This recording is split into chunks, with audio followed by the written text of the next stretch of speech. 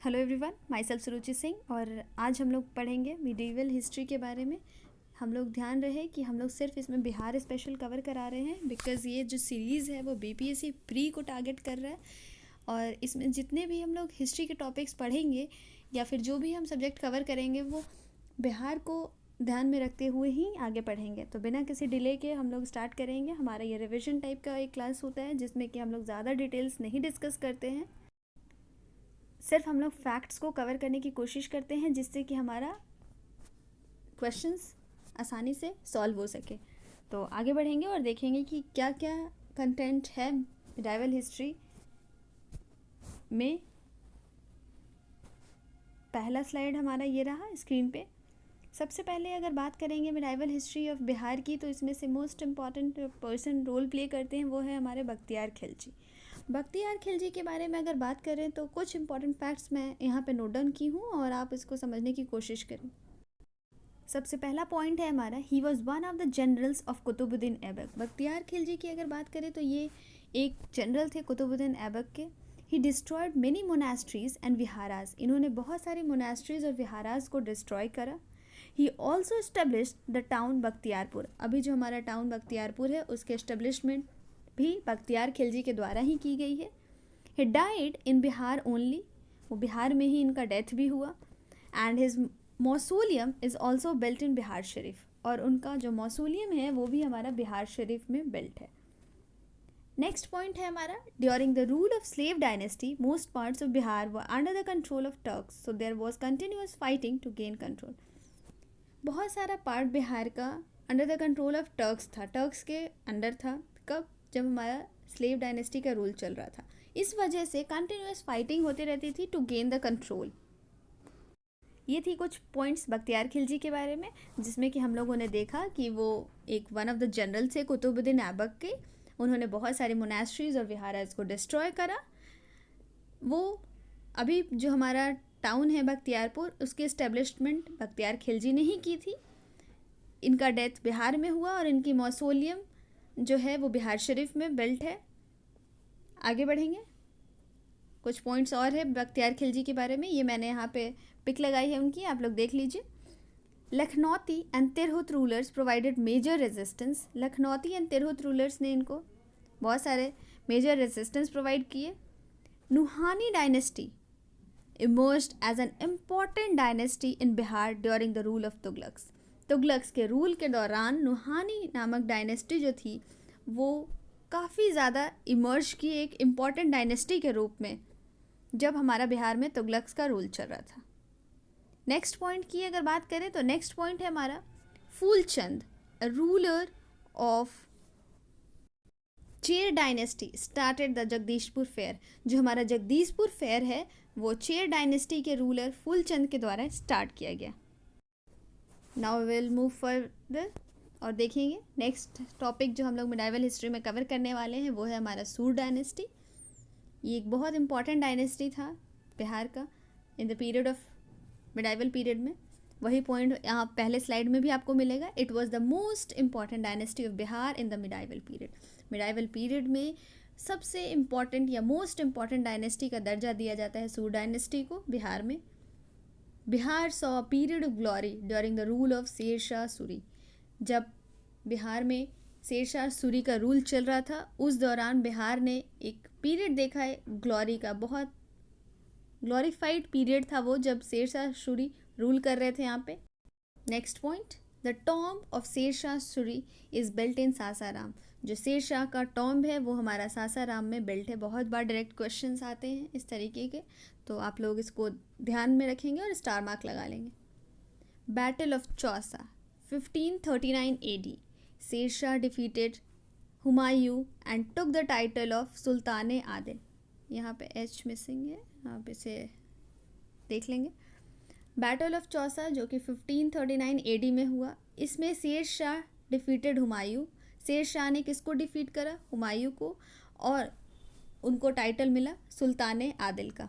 सुल्तान आदिल अगर पूछा जाए कि टाइटल किसको मिला है तो ये शेर शाह को मिला है, because he defeated Humayun when in 1539 AD। कब? कौन से बैटल में? This battle was known as battle of Chausa. He had a very efficient administration, उनकी एडमिनिस्ट्रेशन काफ़ी अच्छी थी, प्रभावी थी. His revenue model was later adopted by Akbar, और इनका जो रेवेन्यू मॉडल था उसको बाद में अकबर ने भी अडॉप्ट किया. He also constructed the present grand trunk road, जो अभी हमारा GT रोड कहलाता है. इसका भी कंस्ट्रक्शन सूर डायनेस्टी के टाइम में ही हुआ था, शेरशाह सूरी के द्वारा ही हुआ था. Later Akbar annexed Bihar and Bengal and added to his empire, बाद में अकबर ने बिहार एंड बंगाल को अनेक्स्ट किया और उसको अपने एम्पायर में ऐड ऑन किया. Munim Khan was made governor of Bihar, Munim Khan को बिहार का गवर्नर बनाया गया. Farrukh Siyar was the first Mughal ruler to be sworn in Patna, पहले मुगल रूलर जिन्होंने स्वर्ण करा पटना में वो थे हमारे Farrukh Siyar. Farrukh Siyar was the first Mughal ruler to be sworn in Patna. Next point, with the decline of Mughals Bihar passed into the control of the Nawab of Bengal. जैसे जैसे मुगल्स का डिक्लाइन होने लगा, बिहार का जो रूल था, बिहार का जो कंट्रोल था, वो नवाब ऑफ बंगाल के पास जाने लगा. With the decline of Mughals Bihar passed into the control of the Nawab of Bengal, Nawab of Bengal के कंट्रोल में आने लगा मुगल्स के डिक्लाइन के बाद.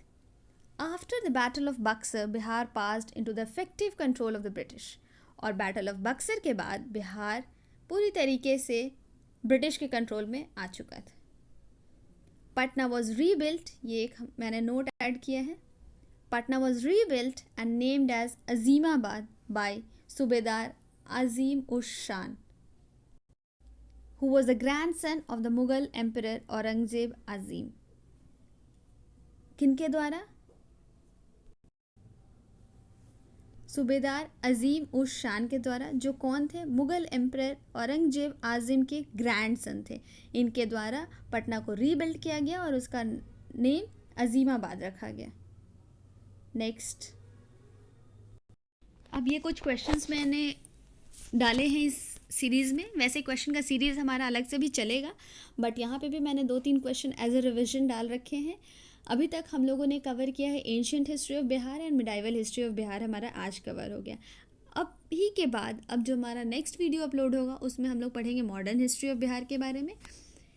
इसके साथ साथ आप लोग रिविजन करते जाइए और जो भी क्वेश्चन एंशियंट और मिडाइवल से आ चुके हैं प्रीवियसली, आप उसको सॉल्व कीजिए. नहीं सॉल्व होते हैं या डाउट होते हैं तो आप कमेंट सेक्शन में उससे क्लियर कर सकते हैं. आगे देखें आज के कुछ important questions. First question, the name by which Ashoka is generally referred to in his inscription. Ashoka किस नाम से जनरली रेफर्ड किया जाता है उनके खुद के इंस्क्रिप्शन में? Answer would B Priyadarshi.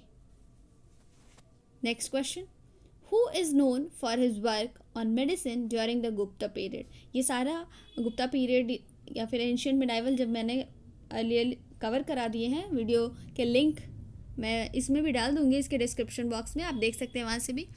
Question है हमारा गुप्ता पीरियड से, who is known for his work on medicine during the Gupta period. Gupta period में किसको अपने मेडिसिन वर्क के लिए जाना जाता था? The answer would be Sushruta.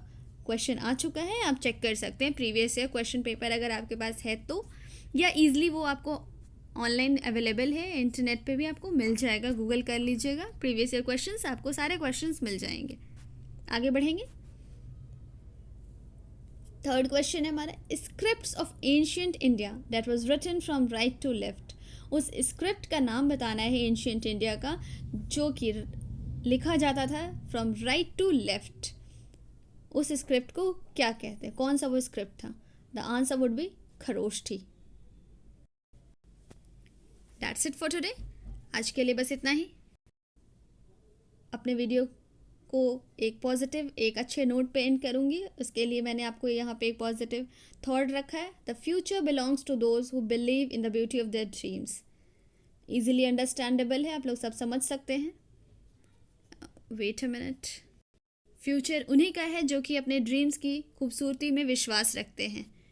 ये था आज का हमारा एक पॉजिटिव नोट. आई होप कि आपको वीडियो अच्छे लग रहे होंगे। वीडियो बहुत ही शॉर्ट है, आप लोग इजीली देख सकते हैं, आपका ज़्यादा टाइम जाएगा नहीं और सारे इंपॉर्टेंट फैक्ट्स हैं। डायरेक्टली आपको क्वेश्चन पेपर में ऐसे क्वेश्चंस मिलेंगे, आप इसको इजीली एक पेपर में आपका पूरा आई थिंक कवर हो जाएगा, ancient as well as medieval. अभी तक के वीडियो में कहीं भी अगर आपको कोई भी डाउट हो या कोई भी क्वेरी हो तो आप इजीली उसको कमेंट सेक्शन में मेंशन कीजिए, मैं उसको ज़रूर देखूंगी और रिप्लाई भी करने की कोशिश करूंगी। अगर आपको मेरा ये इनिशिएटिव अच्छा लग रहा है तो चैनल को सब्सक्राइब कर सकते हैं, अपने दोस्तों के साथ इसको शेयर कीजिए और ज़्यादा से ज़्यादा